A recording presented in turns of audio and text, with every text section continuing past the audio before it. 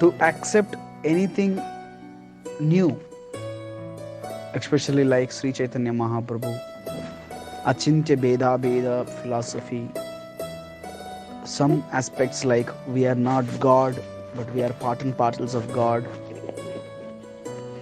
and God is a person, not impersonal Brahman.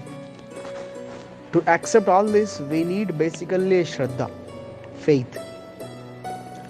If we don't have faith, Guru, Sadhu, Shastra, then whatever the explanation we hear from devotees, from Shastra, from Sadhu, Guru, we don't accept it. Our philosophical, speculative mind doesn't accept it.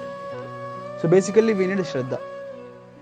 Then going ahead, if you keep a Shraddha on Shastra and Guru, Sadhu, then we understand slowly and gradually by the mercy only.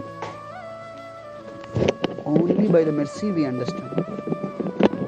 Without the mercy, with our own philosophical, analyzing, analytical strength, we can never understand. This is the second aspect. First aspect is Shraddha, then next aspect is mercy. And third aspect is if we have a Shraddha from our side, if there is a mercy from the Acharya's Krishna's side, then we understand. Srimad Bhagavatam, many Vedic literatures like Bhavishya Purana, Garuda Purana, Vishnu Sahasranama, they predict about Lord Sri Chaitanya Mahaprabhu as the incarnation of the Supreme Personality of Godhead. Not only Shastras, but also the philosophers, the great saints of world, they accept the same fact.